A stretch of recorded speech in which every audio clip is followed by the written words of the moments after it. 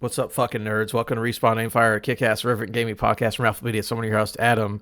Fucking second allergy attack in a row of the season, ready to kill myself, Gumbert.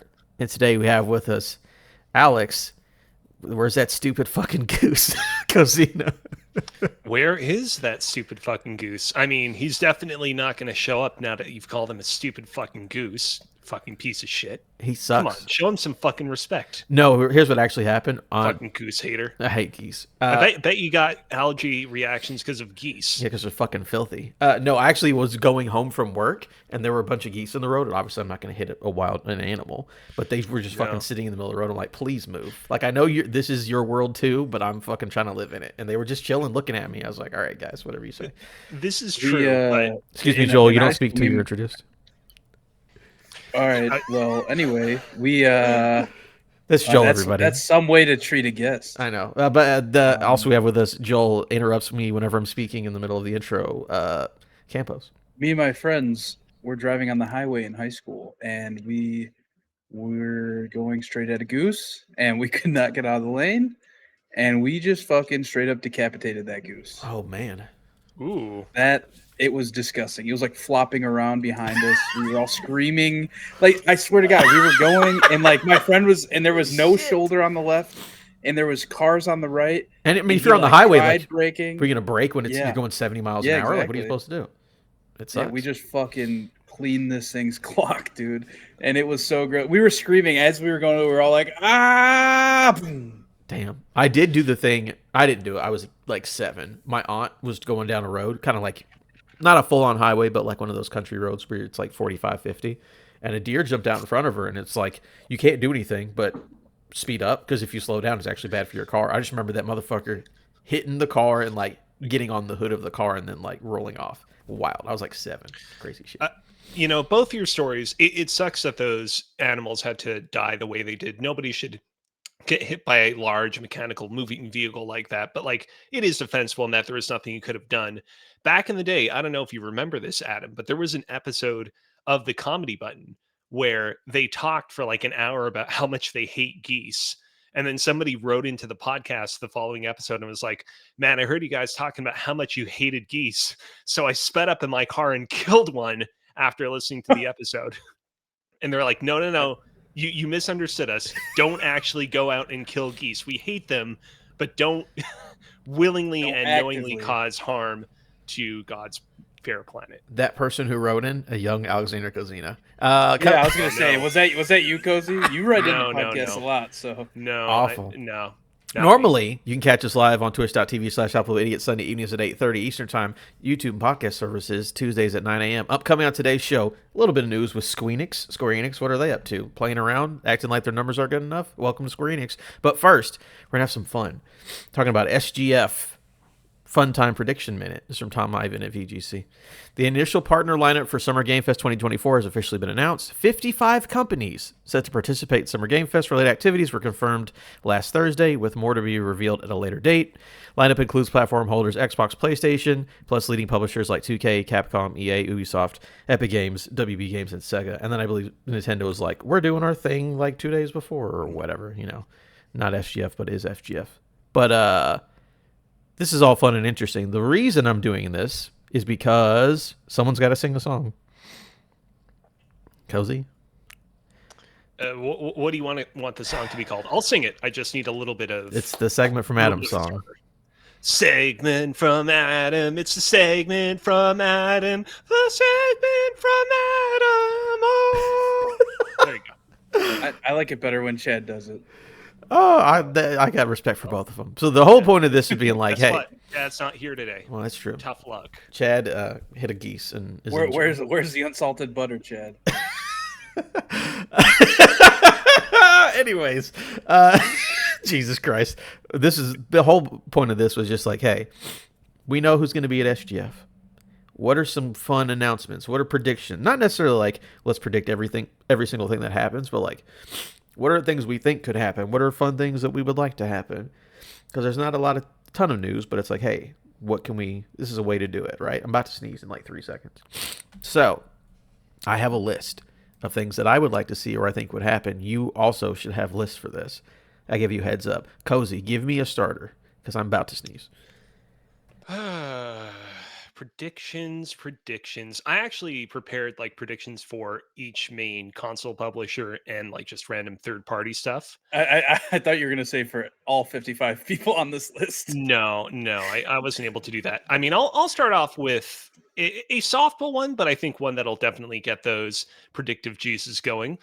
I think Bioshock 4 has a pretty good chance at being unveiled at this year's Summer Game Fest. I think, as a lot of the leaks have indicated, it'll probably take place in an icy locale, be it the Arctic or Antarctic. I have a lot of difficulty saying those words. I don't know why.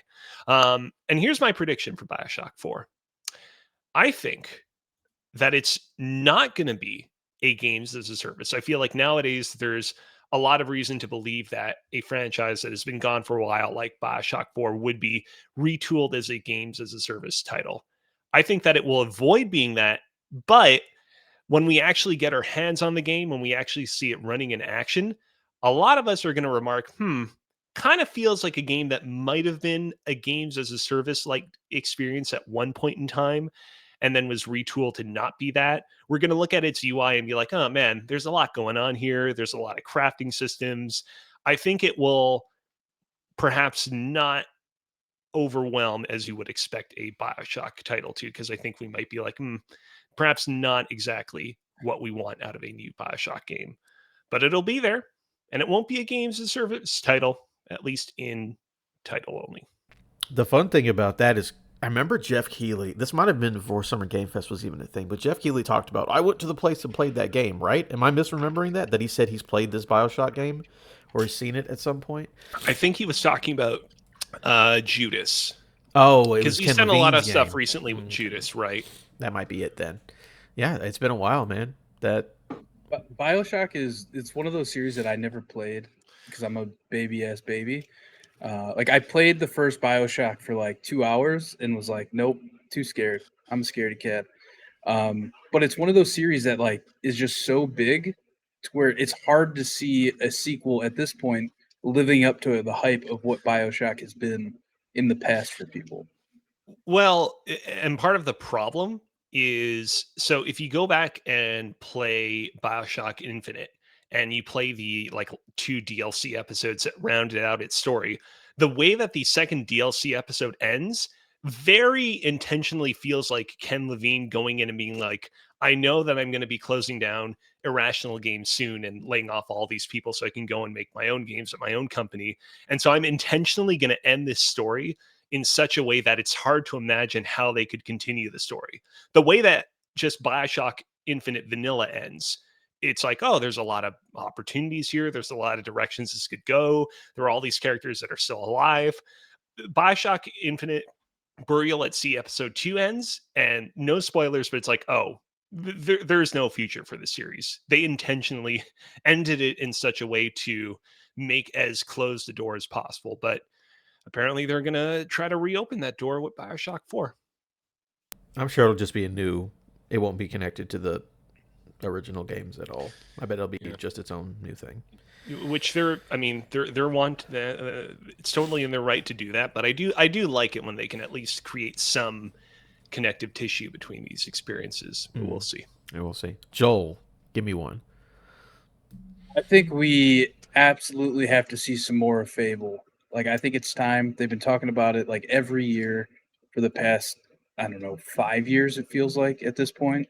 In some capacity, whether it's just like, oh, we have no news on Fable at this time, but like they revealed that game such a long time ago, that I feel like at this point we have to, if not get a release date, get like a release window, right? Like 2025 or fall 2025, something, because Xbox needs a big game right now, and I don't know what that's going to be outside of what Flight Simulator, right? The new one coming out this year. Mm-hmm. They have that. What else does Xbox have right now? Oh, I could look up. I know we got Hellblade tomorrow. Well, today, if you're Hellblade. listening to it. But there's some stuff in 24. But yeah, there's a lot of stuff without dates as well. How did you feel about the last trailer that they showed off for Fable last year, Joel? I mean, it felt like it could be fun, which is what Fable has always been to me. It's just been just a fun game. Like it doesn't take itself too seriously. It's very cheeky with its humor.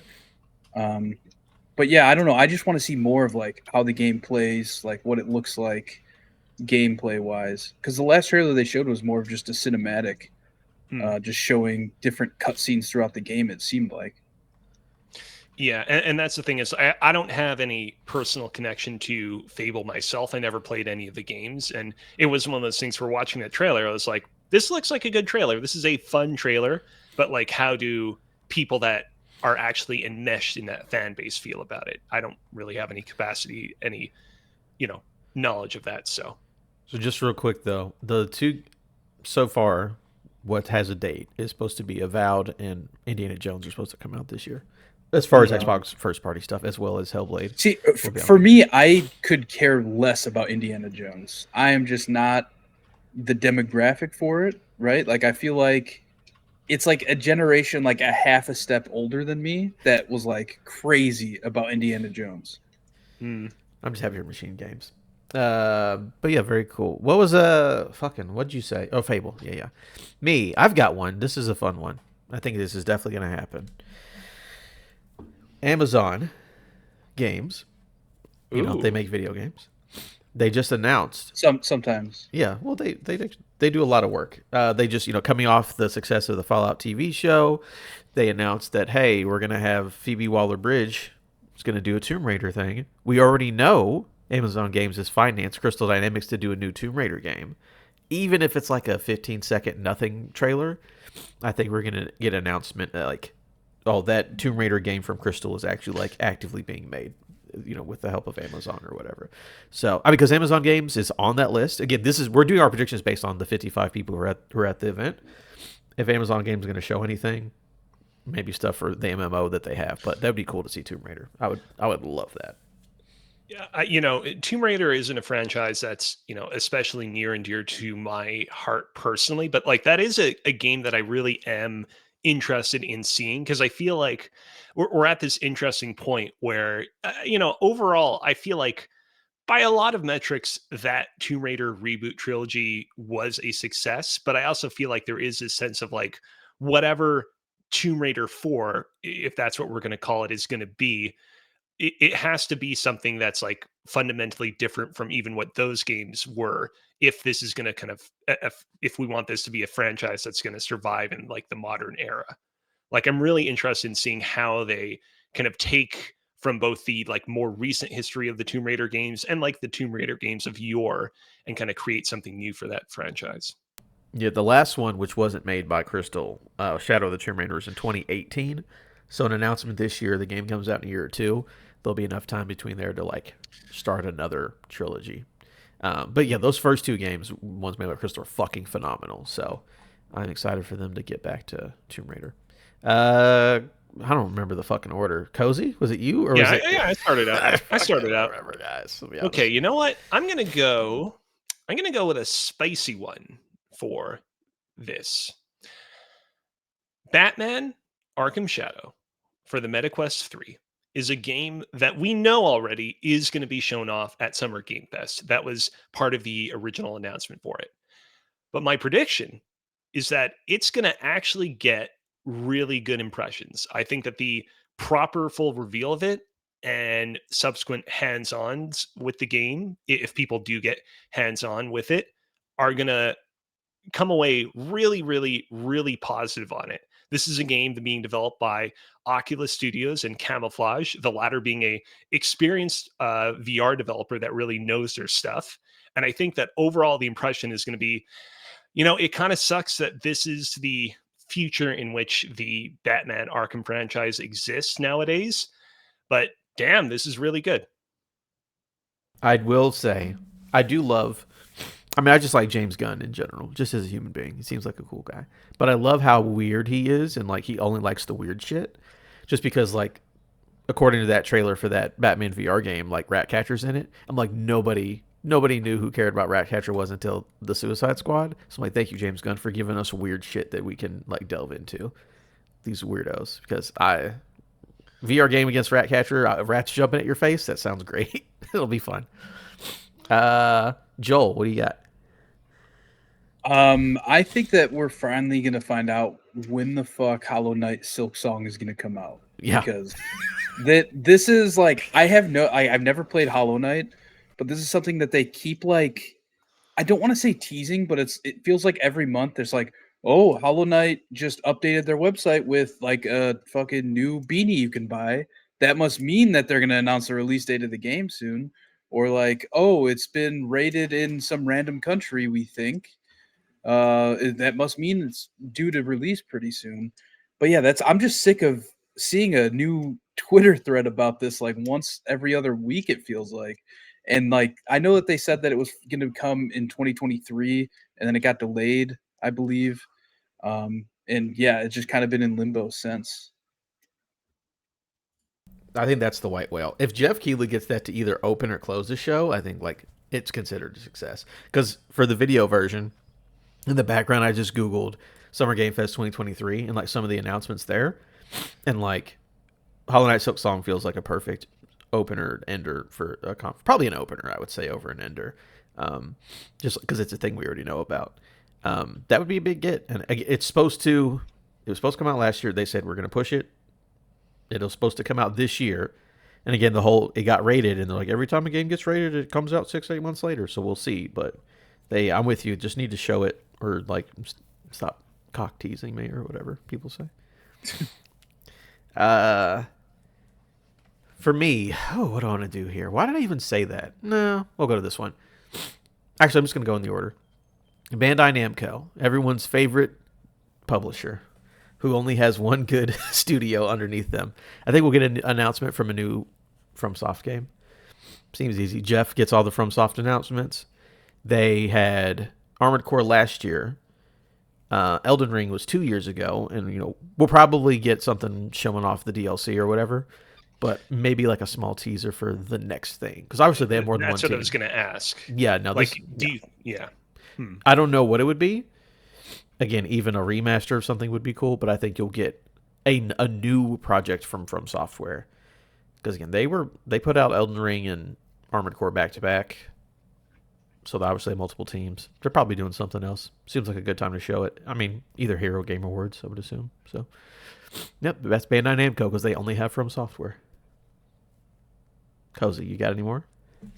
I have a couple more. So, and I want to preface this by saying that I wrote this prediction more with like Sony's upcoming hypothetical PlayStation showcase in mind than Jeff Keighley's Summer Game Fest thingamabob. But I do think that we're going to see a whole lot of Metal Gear Solid Delta.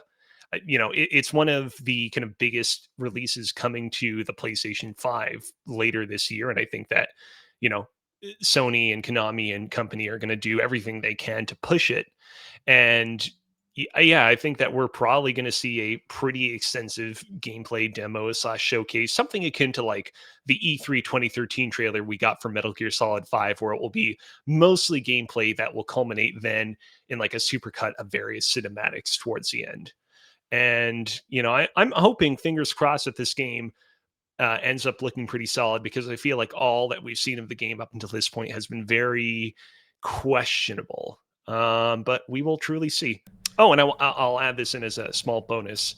I would not be surprised to have it officially unveiled that we're getting a perhaps Metal Gear Delta themed PlayStation console, or maybe like faceplates for like the PS5, or short of that, even like a controller, for example.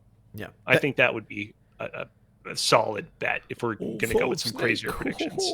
I feel like they really dug themselves in a hole with the whole faceplate thing, because at this point, do they make faceplates for the OG PS5 that probably most people have, or do they make them for the Slim? Yeah. Who knows? That's an interesting one, because I don't know where you show off Metal Gear, because they've shown off, they like hitched their horse to both consoles. Because I remember initially it was like PlayStation. I think they just showed it off at PlayStation and didn't say anything else. And then Xbox had it like a month later at their show, so that it's on both things. And it's like, who's Konami going to just do the marketing with? Because Konami doesn't really care. That'll be interesting. I do have one to piggyback off of you, talking about PlayStation. Because they already said earlier this year we don't have any major new franchises for 2024, or major existing franchises for 2024. Which I think is fine. But I want to see. Obviously, you would assume he would get this, but like showing us what in 2024 is going to be the thing to be excited about, right? Because we would have assumed it was going to be Wolverine, but obviously after those leaks and stuff, it seems like Wolverine's not this year. So I'm like, are they going to? Helldivers is such a success. I'm like, do they take that momentum and try to be like, hey, these other live service games are going to be good too. Look at Concord. Because apparently Concord's supposed to be this year. So I'm like, what does PlayStation have to show us? Obviously, they'll probably show us stuff for the future for 2025. That's cool. But I'm curious just for 24, what is the big thing that they're going to try to push? And my guess is probably Concord. Maybe an Astrobot game that people have been rumored. But I'm just curious what PlayStation will do. Oh yeah, I forgot. There's like a ton of Horizon like projects in the pocket that they could pull out at any point. They could. So we'll see. But again, that's already an established franchise, so it wouldn't come out this year. So they could show that for the future. But I'm just curious for the rest of this year what they have. Well, you say they couldn't come out this year, but like if the Horizon multiplayer game is not like this gigantic, bombastic, what Sony considers to be like a AAA game level experience, it could conceivably come out within like the next 6 months. Well, I mean, but the Horizon franchise is definitely one of their established major franchises, right? That I don't think Sony would be like, that's just the B team. I think that they think of that. But I mean, I guess we'll see. We'll know soon enough.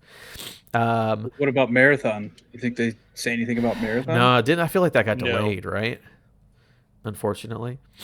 I'm interested in Marathon, but I don't know when we'll see more. We could probably see more. I don't know if that will come out this year, but I wouldn't be shocked to see more of that. Yeah, I doubt it would come this year. But I would. Marathon's in a weird spot where like it got delayed. It seems like there's, there's trouble in paradise over at Bungie. And yet, even though it got delayed, I still feel confident that that game will release when it's ready and prove to be pretty solid, just because, Bungie's track record has been that good, all things considered. Yep, I think they'll be fine. Who hasn't got Joel? You go. I gotta blow my nose. Joel, go ahead. So I was gonna say we'd probably see something from Kojima, right? Like I feel like that's almost a safe guess. If he's not here, he'll definitely be at the what's the winter one? The Game Awards. Yeah. Just because him and Jeff Keighley have such a relationship. It seems like he almost pops up every time there's something, if not near every time. So I don't know. I don't know what he shows though. Like, does he show Death Stranding 2? Or does he show the XO game for Xbox? I don't know. Well, so that's what's interesting is I was about to say, I mean, we just recently got such a huge showcase of Death Stranding 2. It would be a little soon to have, so much more on the game so soon afterwards. But you're right. We still need to see more information on the Xbox game. Like that game. Oh, OD? Also, yeah, exactly. OD. Oh, OD. I thought it was XO for some reason. Just like a hug. Yeah. Yeah. I mean, that sounded right when you said it. I didn't feel compelled to correct you. I knew it was 2 letters. That's all we needed. Yeah, right. And I can totally see it being not like a huge blowout of what even is OD, but just like another actor reveal, or maybe just like a supercut of fun, cool, weird stuff that they're working on with the game. Kojima spent years and years doing that with Death Stranding. He can certainly do that with OD now. It's true. Question: how many more do you guys have a piece? I have like a half of a one and like a full-ish one. Okay. What about you, Joel? I really don't have any. I've just been kind of winging it. No, you're cool. So because I just have an easy list. We'll finish up yours and then I'll quick fire through mine. So yeah, I'll go for my next one. Okay, I will again looking over that list. Very interesting stuff. Bloomhouse Games is on that list. It's going to appear at SGF. So Bloomhouse, obviously the production company that makes a lot of really good horror stuff, and they started a game division, so that'll be cool because this is the first time I assume that because they haven't had any announcement or any games put out to this point. Like that company just got started not long ago, but since they're here, I guess that means the first announcement for the first Bloomhouse game. And I don't know if it has to be based off of a Bloomhouse property or if it can be its own new thing, but I think like a horror game set in like the world of Megan or something. They'll figure it out because Bloomhouse makes really good stuff. But I'm just more interested in anything to like what would be your favorite Bloomhouse game? I guess if we went based off of Bloomhouse IP, Like, I don't know how you make a video game, but like, I love Happy Death Day. I don't know how you make a video game out of that, but that would be a ton of fun. So, but I think Megan maybe makes sense. I don't know. M3gan. Yeah, that one. M3 Agan.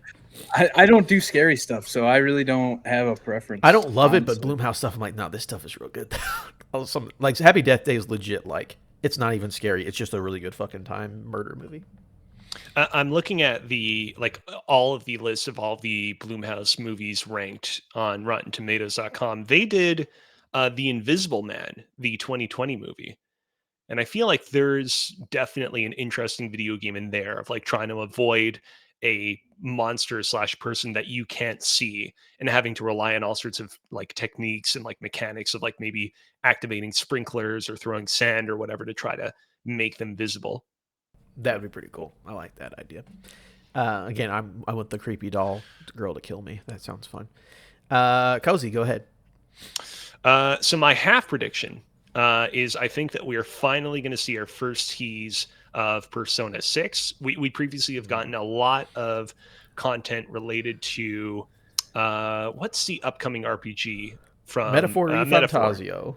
Exactly. At various other Jeff Keighley events. So I think there's a good possibility that we could see it here. But my reason why I'm saying it's half a prediction is because I think it is going to be the shortest of teaseriest of teaser trailers. If you go back to, I want to say it was February of 2014, we got the first ever reveal trailer for Persona 5 then. And it was literally just like a shot of a bunch of chairs with like a red background with some cryptic text that said something like, do you want to be emancipated from something?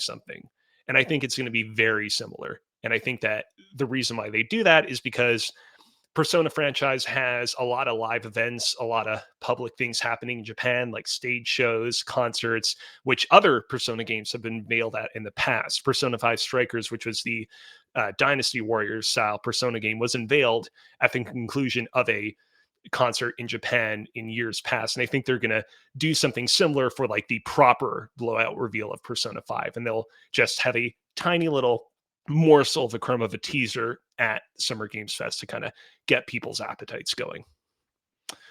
And do we By the way, want to do my... that was also one of mine, was like very short Persona 6 tease, like maybe 10 seconds and just a logo. And then also was like maybe another Persona spinoff, because they literally have done one every year for like the past 4 years. Like maybe we'll get another fighting, maybe we'll get another dancing game or whatever the shit. But yeah, it is interesting. Like, you would have thought by now that they would have revealed a new Persona fighting game that would have incorporated the cast of 5, but for whatever reason that never really materialized, and it's kind of weird. This year, Summer Game Fest. Yeah, go ahead with your last one then. Unless, Joel, if you want to just jump in with your bullshit off the top of the head one. I've got a good one for you, Joel. Oh, you want a bullshit one? NCAA football. Bro, man. Let me tell you, all right here. Gameplay. EA, my thing is more NCAA football. Boy, let's go. Yeah. I'm so fucking excited. I'm excited. Oh, shit. Go ahead, Cozy. Yeah, Cozy, go for your last one. My final prediction, and this is one of those ones where, like, again, I can see this just as likely being shown off at Xbox's own proprietary showcase as much as I can see it being shown off at Jeff Keighley's thing. But I think that we finally get our first look, our first tease at a single player expansion to Halo Infinite. I think that after everything that's happened since the release of Halo Infinite, we've had our ups, we've had our downs, mostly had our downs. But by all accounts, the multiplayer of Halo Infinite is apparently in a pretty good spot right now. And I think coming off of season 2 of the Halo TV show not really hitting in the way that it was supposed to, I think that the folks over at them Xbox factories are going to be like, you know what? We're going to put out a tease. We are going to fulfill the promise that we made at the conclusion of Halo Infinite's campaign of using Halo Infinite as a platform to tell more Halo stories to come. And when will these, future installments in the story of Halo Infinite be released? When can we expect them? What will they contain? I haven't the faintest clue, and I don't expect this teaser to offer any answers, but I think we'll get a tease. If I could go on a sports book, DraftKings, Fanatics, any of those, and put money on that not happening, I would parlay that with something else and make a ton of money. Holy shit, I would win that.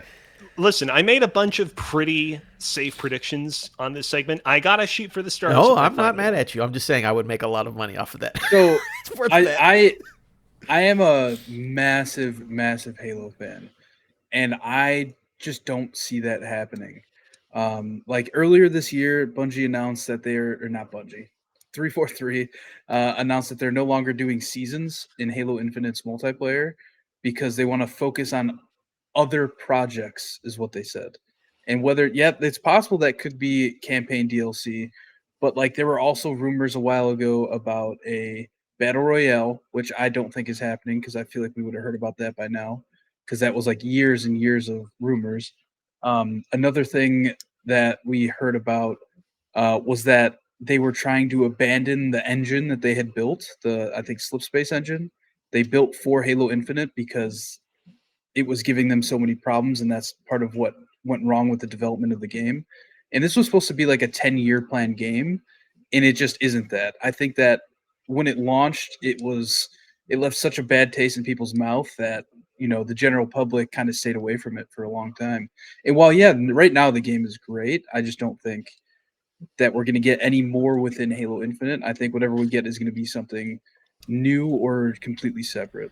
But I And will. there were rumors Uh-huh. that they're working in Unreal Engine 5 for whatever the next thing is. He's They're still. abandoning Slipspace. I will say though, Alex Kozina, whenever he makes wild ass predictions, they actually happen sometimes. I remember Alex talking about like, Like Metroid Prime 4. oh, not that one. Give that one up, but no, the Alex being like, hey, if they do a Black Panther game, here's a story. You do his T'Challa's grandfather No, because yeah, he yeah. served with Captain America in World War II, and then like Right. a week later, they were like, by the way, that's what the game is. I was like, holy shit!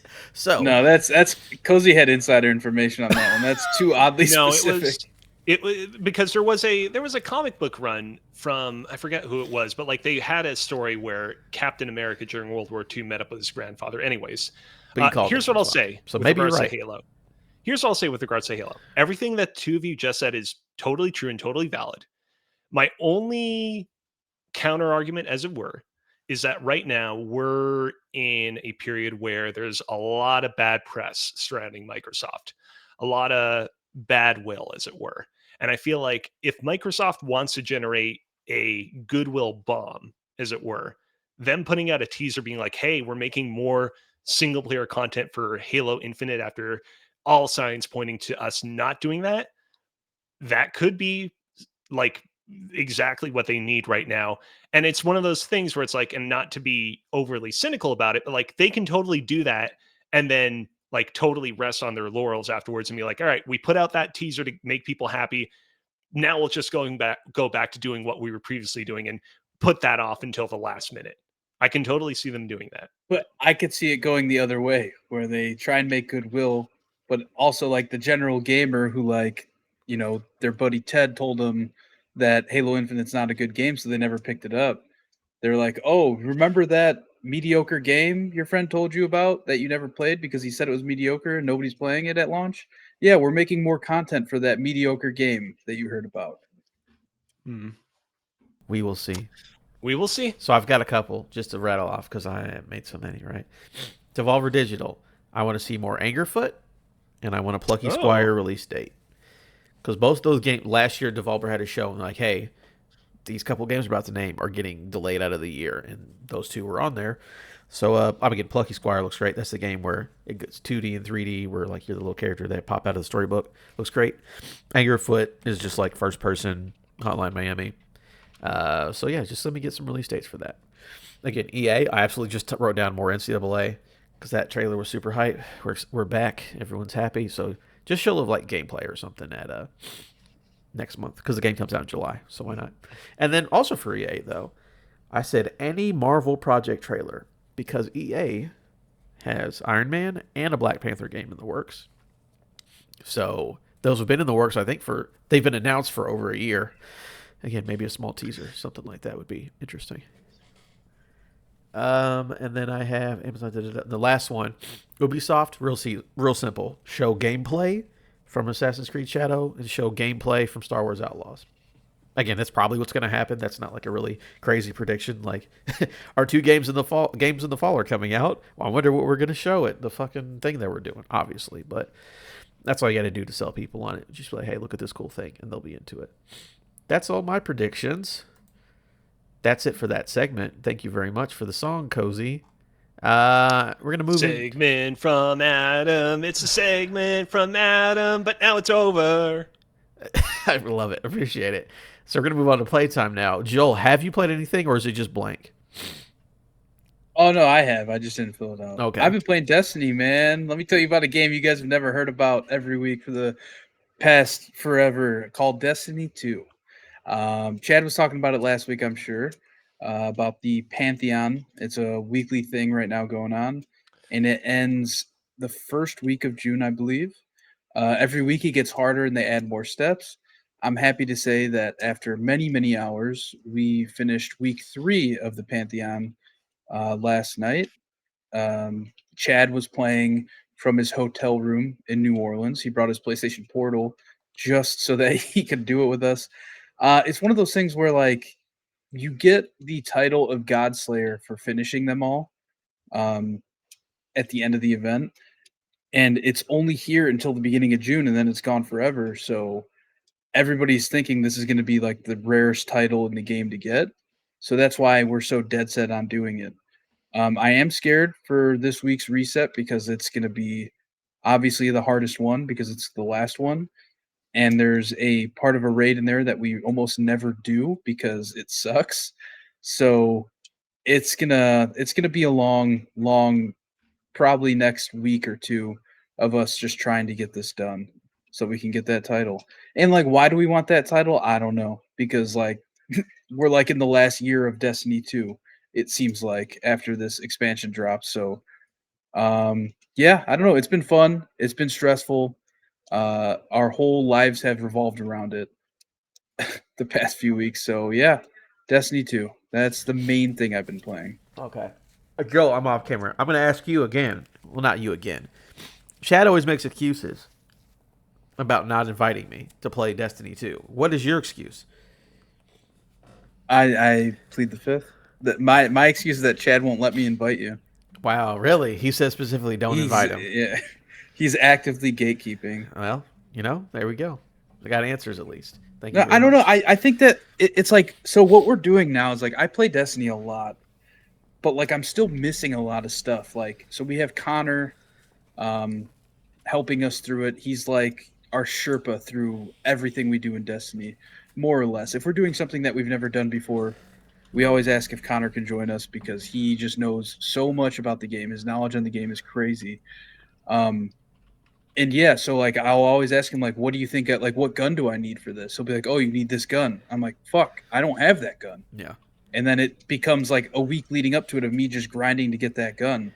And for most people, you included, I'm sure, you don't want to grind for a week just to get a single gun that you might end up using in a raid. And like for me, if that's just one gun I don't have, there might be 4 things that you need to grind out just to help us do anything in here. You're right. That sounds like absolute awful bullshit. Thank you for protecting me from that. I don't mind grinding a little bit, but like having to grind to like maybe have this one thing, maybe for that one thing, nah, I'm good on that. And like it's not as bad for us because we played the game so long, so chances are we already have most of what we will need. You know what I mean? Yeah. But yeah, I think a good point for you to jump in to play is probably the new expansion. Well, I do that, and then Chad plays with me once, and then never again. I'm like, well, I just spent money for this expansion for no one to play the game with me, so I'm not going to do that anymore. I don't know. I don't know what to tell you about No, that. you're good. You have to talk to Chad. Anything else, Joel? So I downloaded the Starfield update on my Xbox to check it out, and I think I saw Adam was playing it a bit Yeah. too the other day, right? Yeah. I just wanted to check it out. I don't want to dive deep into Starfield again because I beat the game and everything. I played a little bit of my second playthrough, a few hours, and decided I was going to wait for an update. This update came, but now we're so close to the next, the expansion, the first expansion of the game, to where I'm just going to hold off for that. I kind of just wanted to launch it and see how good it looks graphically now with the new update and you know, you can uncap the frames, which is pretty nice. So 60 is an option, but I just have it set to uncapped since my monitor does 4K 120. just because I wanted to see like what it looked like, and it ran really smooth from where I ran around. Granted, I saw like the whole Digital Foundry video where it's like, yeah, don't go to these areas of these cities because Oh yeah. it's going to get real choppy at times. But I don't know. It looks really nice. I'm very happy with the update and excited to get back into the game. With is it Shattered Space? Is that Yeah, what it's Shattered called? Space. Yeah. Yeah, I'm real excited for that to come out. I'm gonna play the fuck out of it. Dope, dope. Alex, what have you played? So after completing crap, what did we play last week? I was about to launch in this big whole speech Tales of about Ganzera's out. this and that. That's it. After completing and platinuming Tales of Kanzera Zhao and Dave the Diver, I looked at my catalog of games and I was like, what can I play before I check out not Alan Wake 2, Senwa's Saga Hellblade 2, which speaking of which, not to get sidetracked too quickly, did you guys see the post that Ninja Theory put out on Twitter just earlier today? No, I just saw people like being like, "This, that's you guys overreacted. That's not what they meant." I didn't even see the original post. Anyways, it basically was them being like, hey, everyone, as we sit on the release of Senua's Saga Hellblade 2, we want to thank you to everybody for, getting us here. And people were commenting on it being like, man, I'm looking forward to Hellblade 2, but this kind of reads like an obituary, Yeah, which we will certainly yeah. see whether I that saw a thing where it was ends up being like true or not. 3's already been approved or something or greenlit, and I don't Yeah. fucking know. We'll see. When it I comes hope out. so. I hope they. Yeah, I know we like to joke about it, but I do hope that those people remain in power, remain employed. I don't really know. Go ahead. I don't really know. Sometimes my I brain need goes more to weird tissues. You're places. good. We've been sidetracked for far too long. Let's get back on track. Looking at my library of games, trying to think what should I play before we start playing Hellblade 2. And I look at the kind of list that I've made for myself of games that I want to get to sometime this year. And I'm like, oh, that's right. I wanted to play Pepper Grinder at some point. Look it up on timetobeat.com. Only takes 3 hours. I'm like, sold. I'm going to download that game right now to my Switch and play it toot sweet. And I thought it was okay, but mildly disappointing. This is a game that Adam had previously played as part of Steam Next Fest that we had seen at various venues over the past several months, such as at a I want to say it was either a Nintendo Direct proper or maybe it was a Nintendo Indies Direct. And back in the day, I immensely enjoyed Drill Dozer, which was one of the few not Pokemon games that Game Freak made for the GBA back in the day. It had like a little rumble cartridge, and whenever you would activate the drills, the cartridge would rumble in response to your drill revving up. And I was like, well, this seems like a kind of solid, like indie kind of take slash evolution of that style of game. And here's what I'll say. Game controls very fluidly. It's one of those minute to learn, lifetime to master games where controlling the drill, drilling through all sorts of matter, it's a little bit finicky, but the game like lets you know right up front how it's supposed to be controlled, and from there it's just you getting more and more comfortable with the controls, kind of wrapping your heads around it, getting to grips with it, so that you can control it in a satisfying fashion to get through its various sort of platforming puzzles and whatnot. Uh, Game has a lot of great sprite art. Each level in the game has some very cool ideas. It does the Mario Donkey Kong Country thing of never repeating the same idea twice. Every level has a new mechanic, a new enemy, a new like setting or something or other that makes it very distinct from whatever came before it. And it is pretty challenging, but not overly so that I ever felt I was absolutely stuck, except for an insane difficulty spike that the game had with its first boss. It was one of those moments where it's like, man, did they even like play test this? This felt way too much. The other subsequent bosses were pretty challenging in their own way, but not to the same extent as the first one. Overall, the game is solid, but it's one of those games where coming off of it, like some 3 hours after I first picked up my controller to play it, I kind of felt like, I don't feel like this game ever quite totally lived up to the kind of potential of its premise. I remember just before getting the game, reading a couple of reviews, and I remember one of them saying like it's a solid game that kind of lacks its aha moment. And now having completed it, I kind of understand what they were kind of getting at. Where you have a game like Gone Home, for example. Gone Home is a game that you can theoretically beat in 2 hours, even less. And that feels appropriate for that kind of experience. It feels like they said everything that they wanted to say in the capacity of those 2 hours, and any longer would have ultimately not added to the experience, might have even been detrimental to that experience.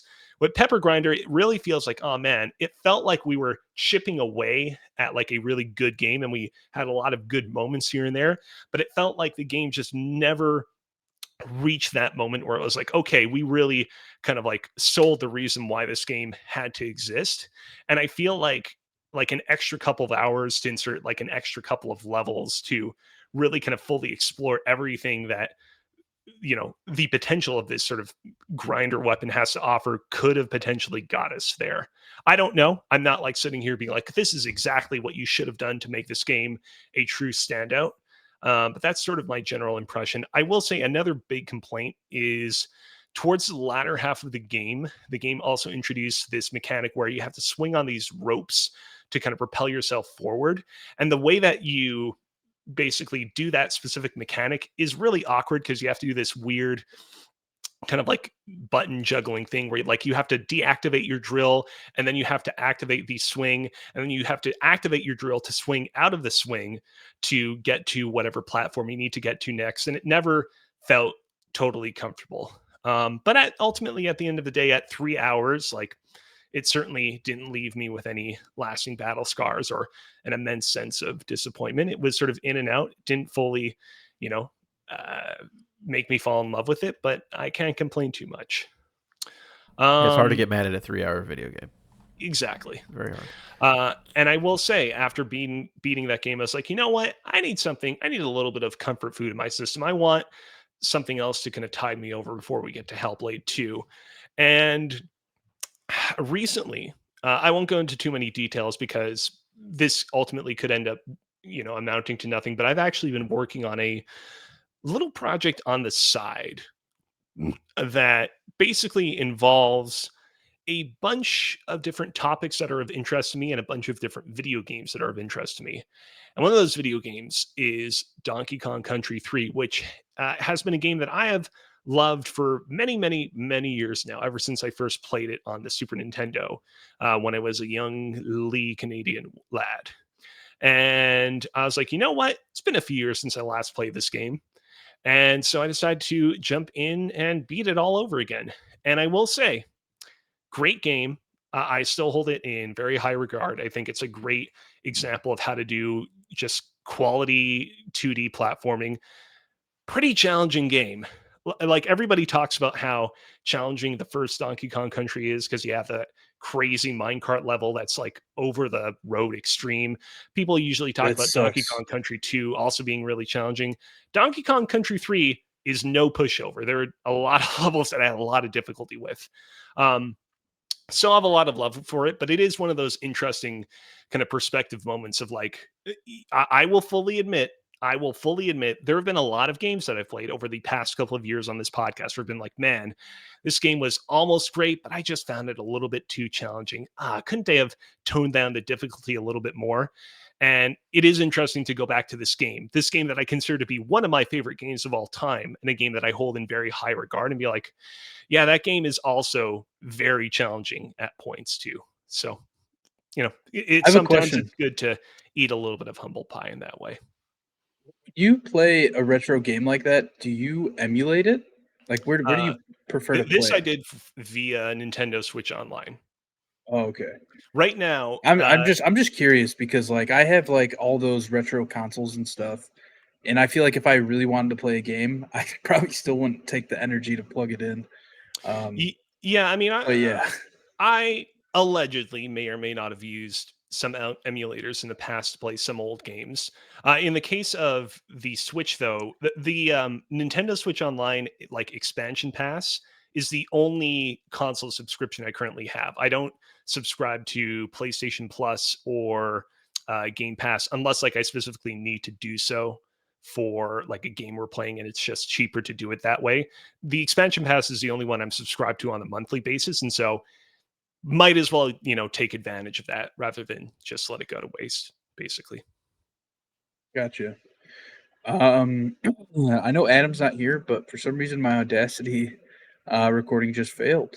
So I Uh-oh. hope that he's recording the audio like he said he would. I guess we'll find out. Adam, you're recording the audio, right? Because Yeah. my Audacity just failed. Don't worry about it. We're completely. good. All right. Okay. Is that everything Yeah. then for you, Cozy?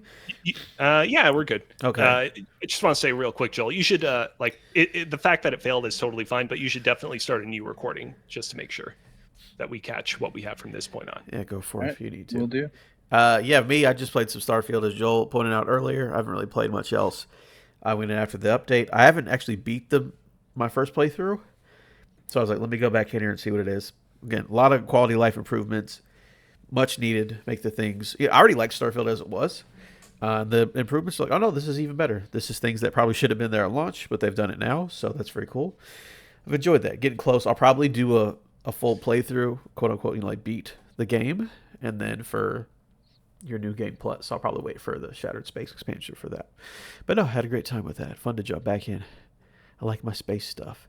All right, going to move on to the quest log. I sound like shit. It is what it is. Square is changing how they do business. It's from multiple sources. Square Enix has announced a significant company. Can you read this for me? Because my nose, I got to blow my nose super bad. Yes, Just start right there. gladly.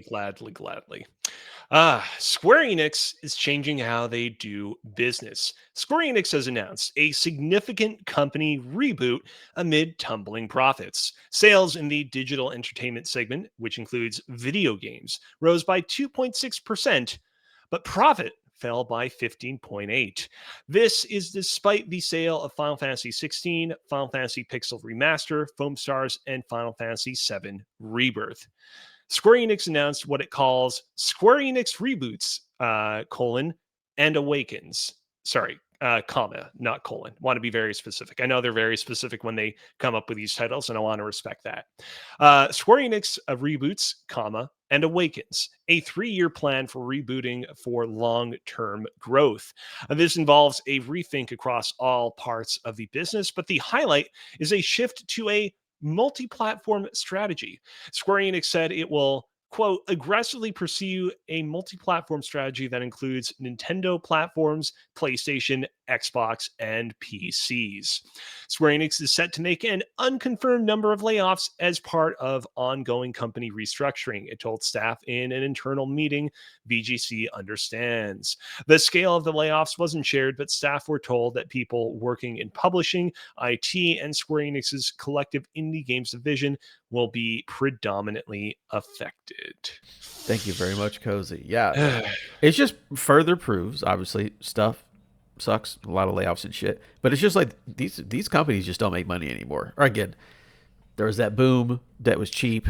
They were making a shit ton of money, and then they're just like, we'll keep making this forever, and obviously it doesn't work. The fact that they're like, yo, we're gonna go like literally everyone's multi-platform. If you think about it now, Nintendo is literally the only people who aren't multi-platform anymore, which is wild to think. 5-10 years ago, but like it just is. And also, Square Enix is also the company that, as I said, every game that they've ever sold underperformed compared to their expectations. So I'm not shocked that they said that again. But then being like, we've got to be on Xbox and Nintendo because we need to get as much money as possible. I didn't think I'd see the day, but here we are.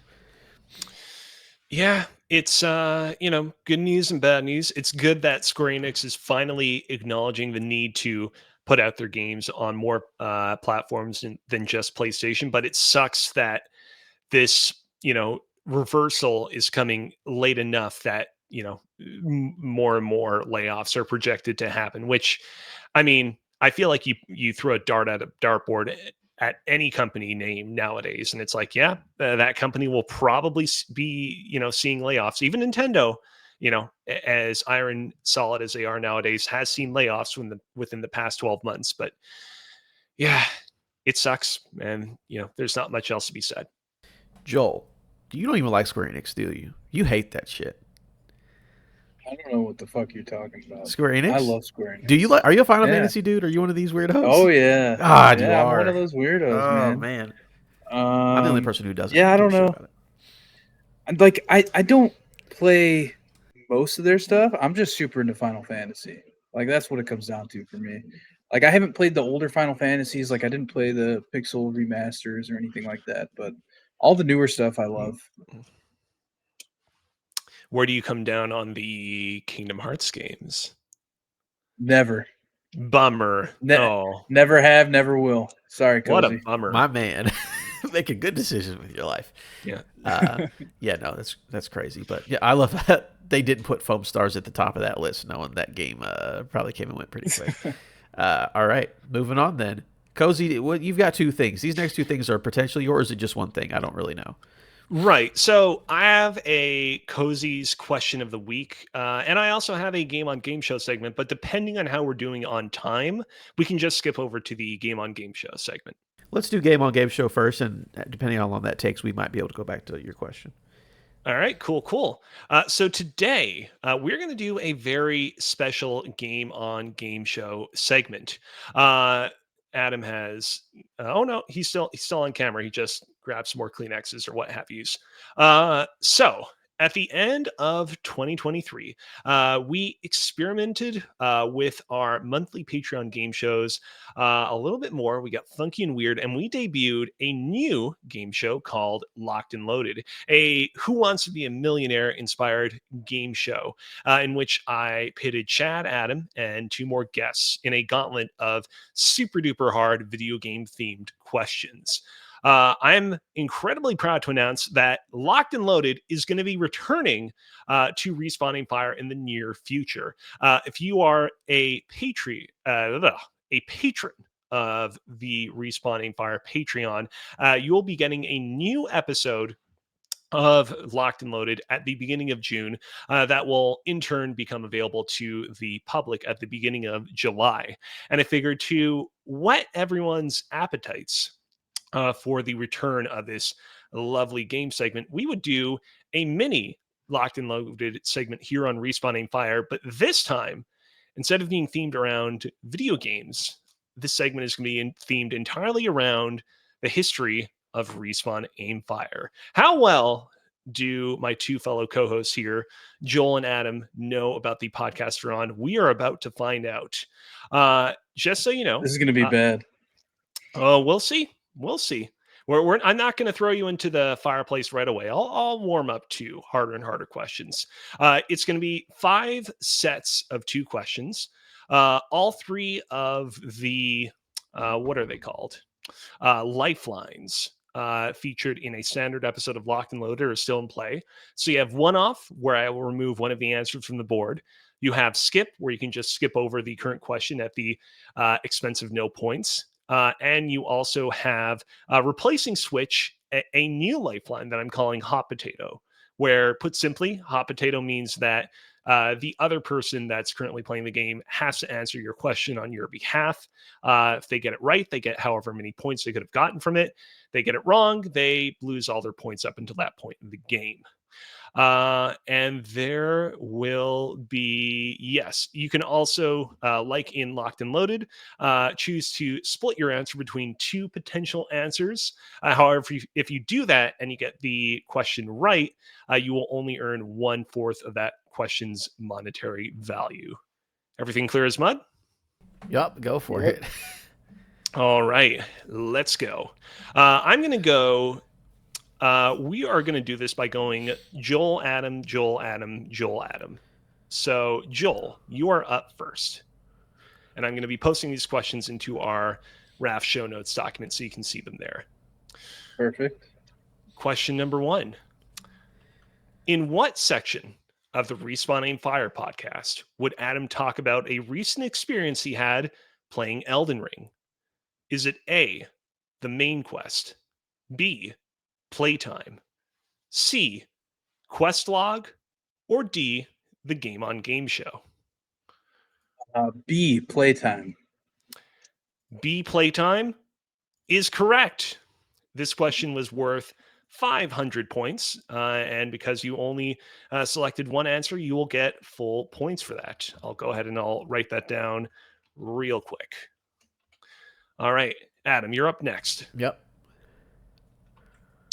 Question 1B. In what segment of the Respawn Aim Fire podcast would Chad feed Adam a series of softball questions in an attempt to enrage Cozy? Is it A, main quest, B, playtime, C, quest log, or D, game on game show? I believe the answer would be D. The latest example was like 2 weeks ago. That is correct. That is 500 points for you two as well. Thank you. All right. Question 2A. Joel, I'm turning things back over to you. What was the final matchup in Respawn Aim Fire podcast Game of the Year bracket for 2023? This is hard. Was it A, Lies of P versus Baldur's Gate 3? B, Baldur's Gate 3 versus Tears of the Kingdom? C, Spider-Man 2 versus Lies of P? Or D, Alan Wake 2 versus Final Fantasy 16? Don't forget about your lifelines. This got hard real quick. And don't forget, you can also split your answer between two answers at the expense of only getting a fourth of the points for this question. Because this is question 2, at full points, you would get 1,000 points, or rather dollars. So a fourth of that would be 250. So my thinking is I can't remember if Baldur's Gate 3 made it to the final or not for you guys. Because I know Adam was all about it, but nobody else had played it. But for some reason, I feel like you guys just let it slide through because Adam wouldn't stop talking. So I don't know. I'm going to split it. I'm going to split it to 2, assuming that Baldur's Gate 3 did not make it to the Game of the Year talk. So I'm going to split it between C and D. Those are my 2 answers. C being Spider-Man 2 versus Lies of P, and D being Alan Wake 2 versus Final Fantasy 16. And the correct answer is A, Lies of P versus Baldur's Gate 3. I'm sorry, Joel. Your points have been reduced back to 0, but don't worry. There will be many opportunities to come to get more Just and more use that points. lifeline, buddy. And yes, of course, you can use your lifelines as well. Adam, are you ready for question 2B? Yep. All right, here we go. What was Chad's personal game of the year for 2023? Was it A, God of War Ragnarok Valhalla? B, Alan Wake 2? C, Sea of Stars? Or D, Final Fantasy 16? I will never forget this correct answer because Chad's lists are always like, hey, what was the PlayStation game that came out this year? Those are my favorite games of the year. But that year, last year, he actually had Sea of Stars at the top. I was very surprised. But yeah, so Sea of Stars. Adam has chosen C, Sea of Stars. And the correct answer is C, Sea of Stars, which means that Adam now has $1,500. All right, Joel, are you ready for question 3A? As ready as I'll ever be. All right, here we go. First set of questions, pretty easy stuff. Second set of questions, getting a little tougher. Get ready for this one. What was the Respawn Aim Fire podcast originally known as when it first debuted in February of 2017? Was it A, the Split Screen Gaming Podcast? B, Versus Mode, a video game podcast? C, Chad and Holden's Super Fun Game Club? Or D, Affable Gamers Podcast? The correct answer is A, Split Screen Gaming Podcast. Joel has chosen A, Split Screen Gaming Podcast. And the correct answer is A, the Split Screen Gaming Podcast. That question was worth $2,000. And so now you have $2,000. Good job. Adam, are you ready? Yep. All right, here we go. What was the name of the first episode of the Split Screen Gaming Podcast? Was it A, Breath of the Wild Hype? All caps on hype. Was it B, Super Mario World and Games as Art? Was it C, so many being all caps, Games on the Horizon, Zero Dawn? Or was it D, ... Is this thing on? Question mark. So, question: I can't hot potato till the next round, right?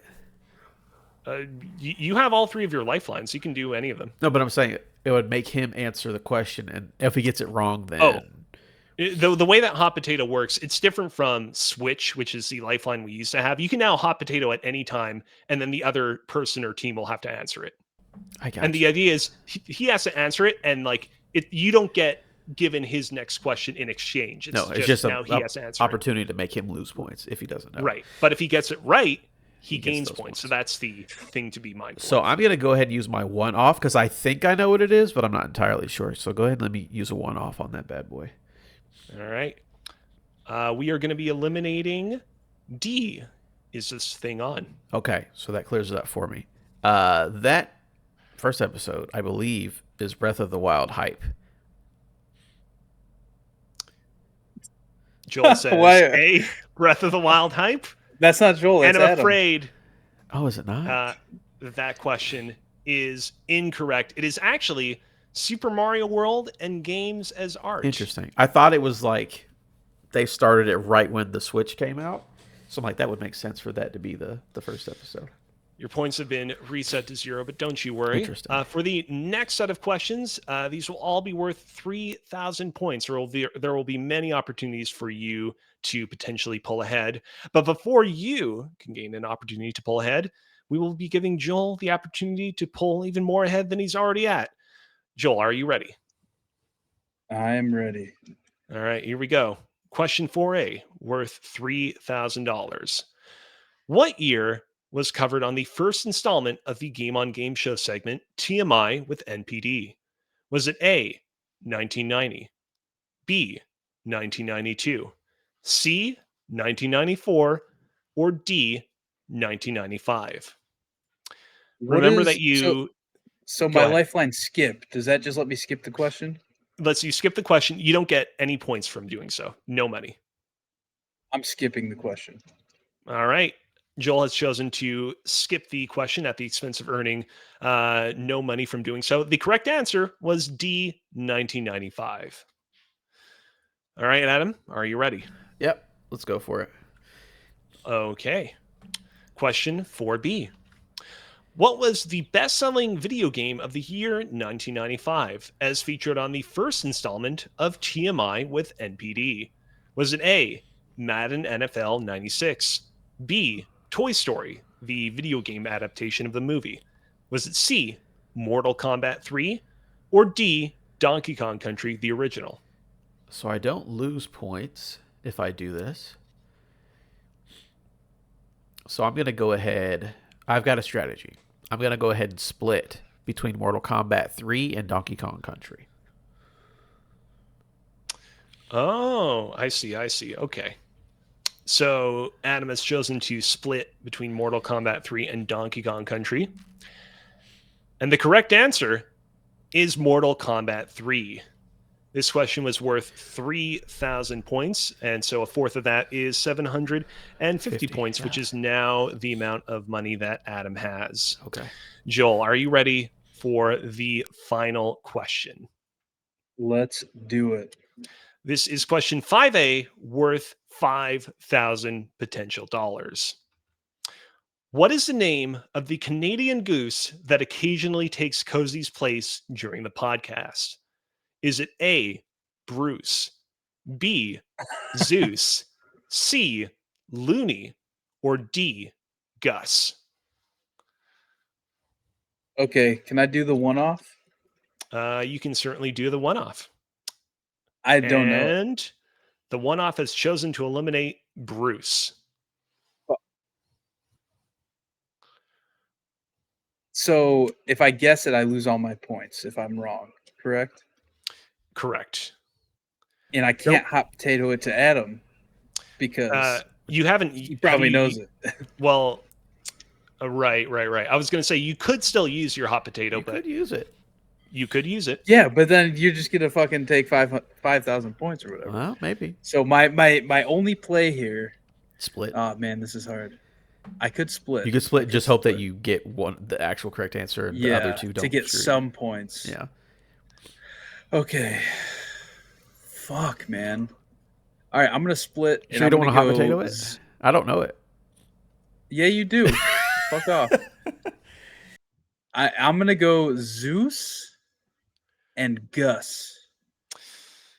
Joel has chosen to hot potato Zeus and Gus. And the correct answer is Gus.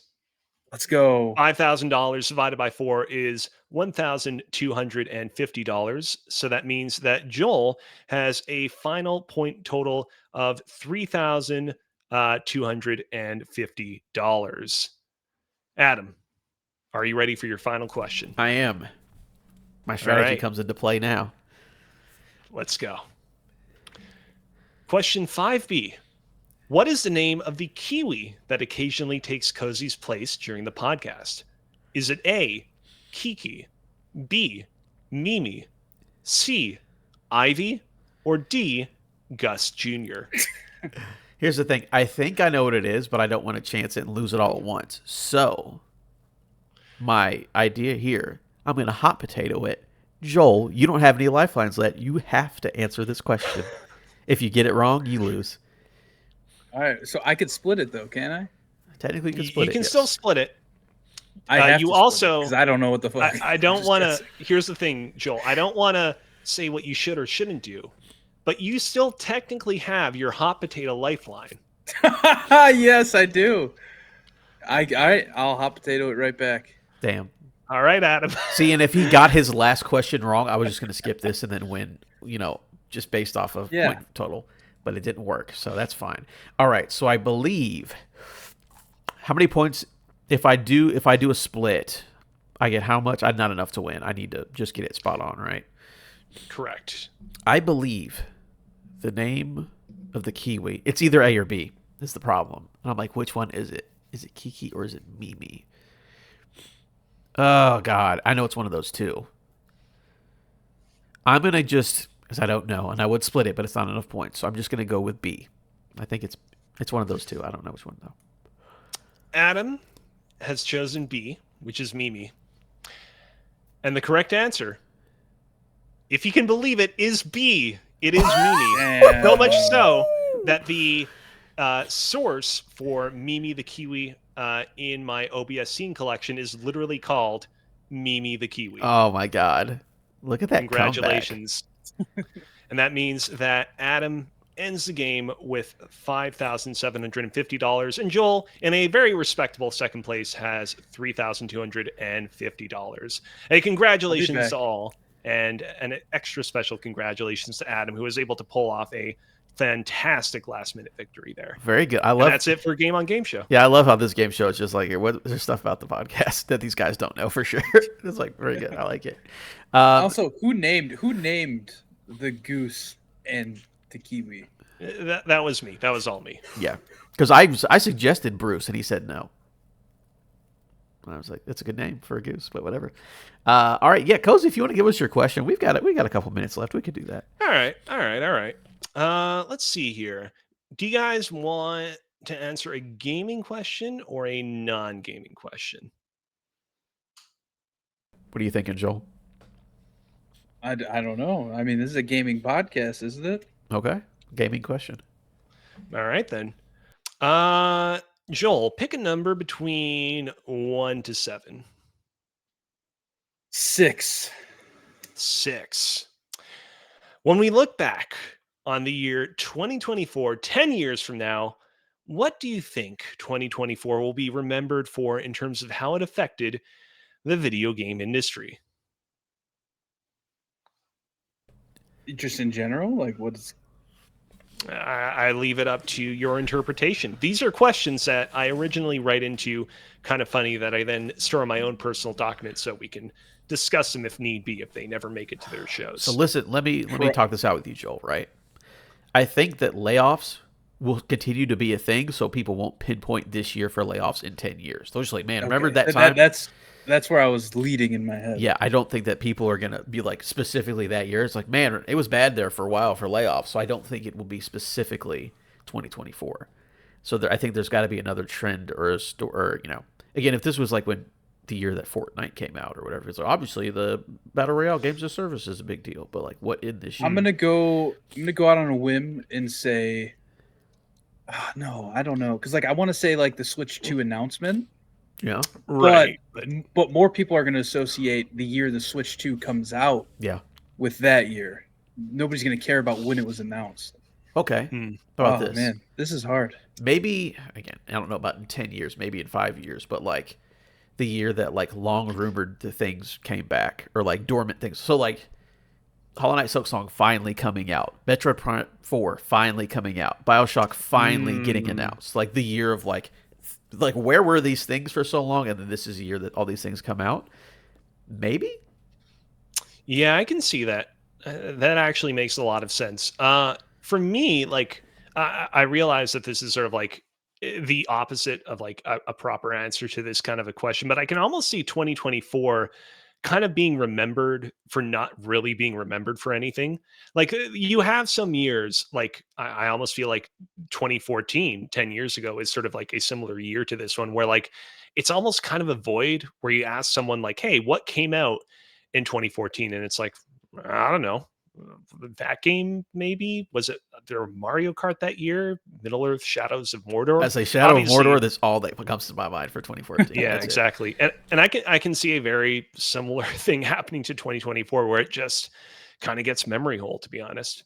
Yeah, I mean there could be absolute bangers in the back half of the year. And again, I think this year's been good for gaming so far. But it's like, what do you remember in 10 years? Because like for 2023, what you'd remember is either like that's the year that E3 died officially, or you could be like fucking Baldur's Gate 3 came out that year and that is still a monumental game. But it's like we don't know for 2024 yet. Yeah, 2014 it was like, yeah, Shadow of Mordor is all I can remember. And then I guess Dragon Age Inquisition, and that's basically it.